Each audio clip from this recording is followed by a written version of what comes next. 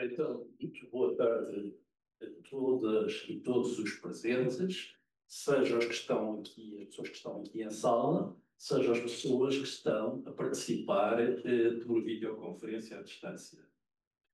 Eu estou aqui para, em nome da comissão organizadora, deixem-me dizer assim, começar por dar as boas-vindas a todos. Comissão organizadora essa, que é em propriedade constituída pelos dois colegas que tenho aqui ao meu lado, João Francisco, o Gonçalo Palmeiro e o Carlos Alves, que se encontra, por razões de última hora, à distância. O meu papel foi, na qualidade de diretor do centro, apoiar, incentivar, para que esta iniciativa pudesse ter lugar. Este tempo foi pensado como um tempo de trabalho. Portanto, não foi pensado como mais uma iniciativa das muitas em que todos nós participamos, em que nos atravessamos uns aos outros, com tempos sem tempo para conversa, sem tempo para reflexão, sem tempo para debate. E em que o que muitas vezes nos interessa, e não me ponho fora disso, é ter mais uma presença, ter mais uma comunicação, publicar mais um texto. Mas foi pensado como um tempo de trabalho para uma reflexão em conjunto, fazer, desenvolver, desde logo, sinalizar, desenvolver e aprofundar uma reflexão sobre este tema do iluminismo católico. E, portanto, eu agradeço muito aos organizadores, que tiveram essa perspectiva desde o início da criação deste evento. E daí que eles tenham endereçado convites que nós, eu não me ponho fora disso, mas o trabalho foi deles, um conjunto de especialistas também, de investigadores das mais diversas áreas, que foram sendo referenciados como potencialmente interessados e que poderiam valorizar este tempo de trabalho. Portanto, daí que tenhamos intencionalmente chamado este tempo de trabalho, esta gíria anglófona com que estamos todos familiarizados, um workshop. Portanto, não é um congresso, não é um colóquio, não é mesmo um seminário com continuidade, é uma primeira iniciativa que poderá ter, sim, continuidade, mas isso dependerá dos resultados, do interesse, das redes que se forem constituir. Eu creio que isto é muito importante sinalizar este modo de trabalhar, porque ele, infelizmente, não é assim tão comum. Este tema, de alguma maneira, surge também do conhecimento que se teve entre vários investigadores que estiveram na origem de um dossiê publicado na revista Lusitânia Sacra sobre o tema Ciência, Religião e Ensino em Portugal, que foi coordenado por um conjunto de investigadores, entre eles a professora Fernanda Campos, que está aqui na sala, a quem muito agradeço desde já a sua presença, e que, com outros colegas, nomeadamente com a professora Ana Cristina Araújo e o professor Henrique Leitão, coordenaram este dossiê, que tem no seu interior dois textos de dois dos co-organizadores deste evento. Precisamente um do Carlos Teixeira Alves, sobre as reformas universitárias no contexto do iluminismo católico, e um outro do João Francisco Marques, intitulado de uma maneira, eu diria, autossugestiva, para não dizer talvez mais até provocatória, e já explico o porquê, um político católico no tempo das luzes, a religião de Sebastião José de Carvalho. E digo, mas antes de ir a Sebastião José de Carvalho e Mel, deixem-me dizer que este espaço de trabalho pretende ser um espaço de trabalho que tem uma especificidade. Eu não vou enfocar especializações, interdisciplinaridades, nada disso. Mas vou enfocar um termo que está talvez excessivamente arredado do nosso horizonte e no qual eu penso que temos todos, com diferentes percursos, a obrigação, a responsabilidade, eu diria talvez o cuidado da informação, que é um trabalho de tipo intelectual. Nós hoje vivemos num fast food de opiniões. Eu acho que e nós estamos cada vez mais precisados de um trabalho de reflexão e, portanto, de um trabalho intelectual que sirva as nossas sociedades, que sirva as nossas instituições, que sirva os nossos cidadãos. E, portanto, é assim que eu acho que com os meios que temos, mas com a vontade também que dispomos, o Centro de Estudos de História Religiosa está apostado em prosseguir o seu trabalho. Vindo agora então ao tema, que seria a minha última ponto desta introdução, digamos assim, porque é importante estudar o iluminismo católico.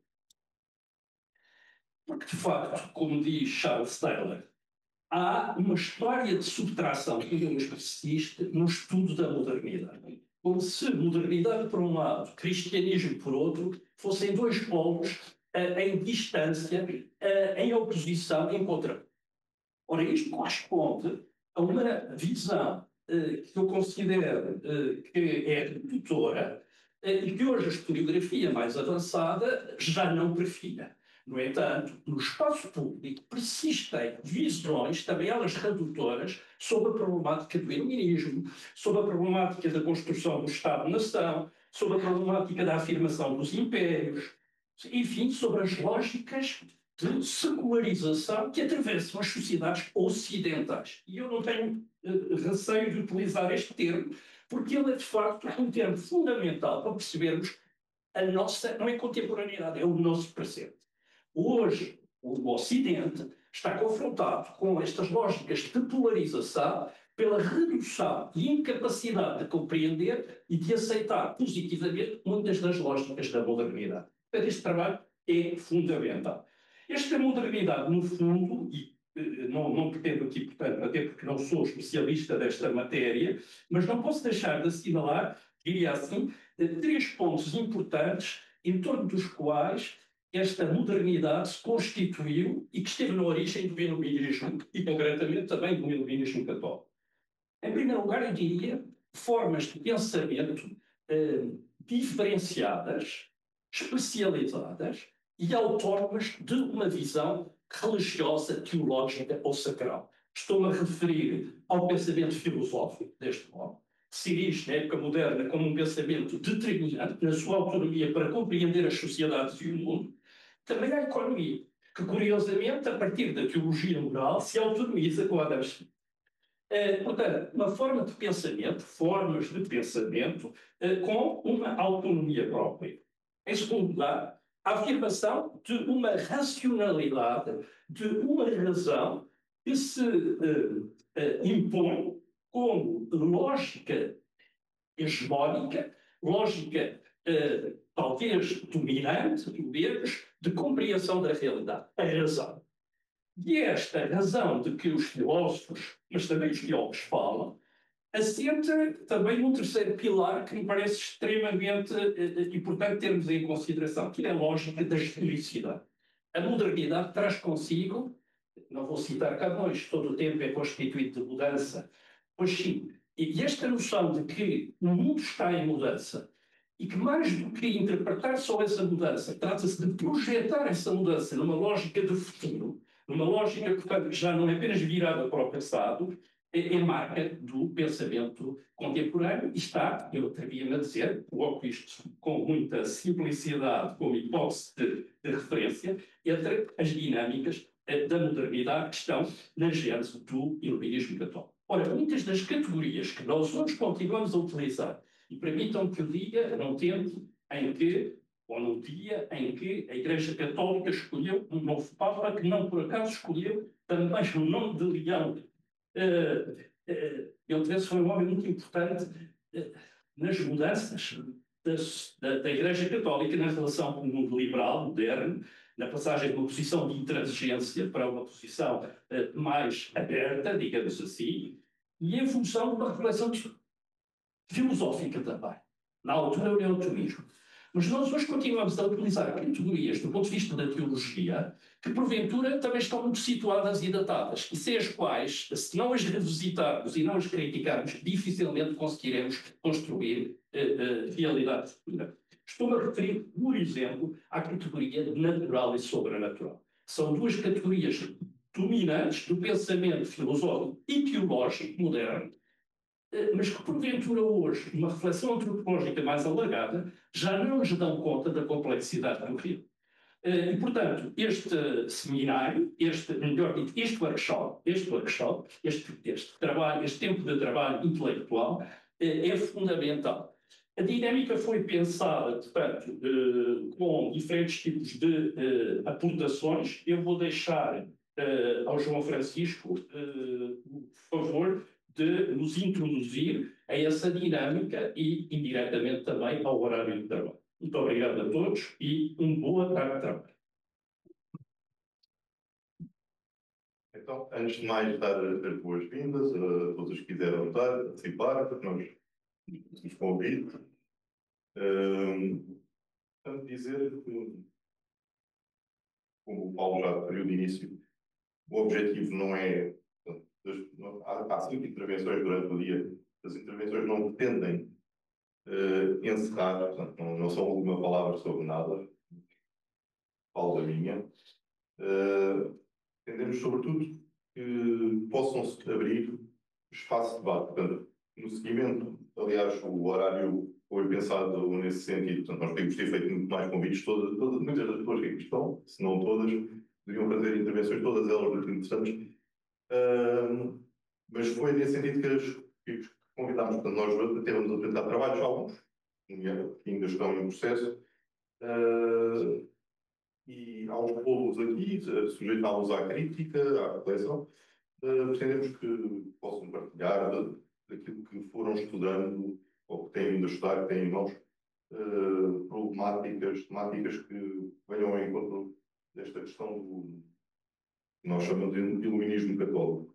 É importante, como disse, fazemos tudo com bastante tempo. Vamos ter tempo para estar aqui e debater. Lá fora, nas pausas, no coffee break também é com tempo para o que for preciso, para o café, o que for, mas também para podermos contar, para nos conhecermos, porque portanto, hoje é um dia de trabalho para todos, não só para quem está aqui. Portanto,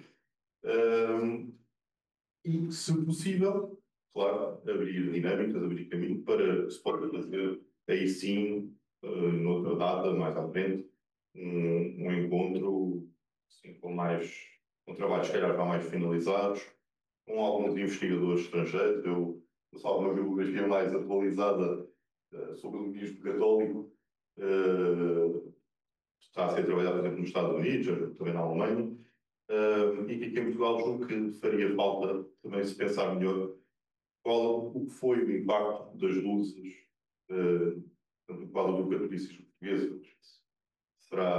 Acho que todos nós depois poderemos, de acordo com os nossos diferentes trabalhos, depois contribuir e refletir sobre o que isso foi e também o caminho seguinte depois podemos prosseguir a partir daqui. Então,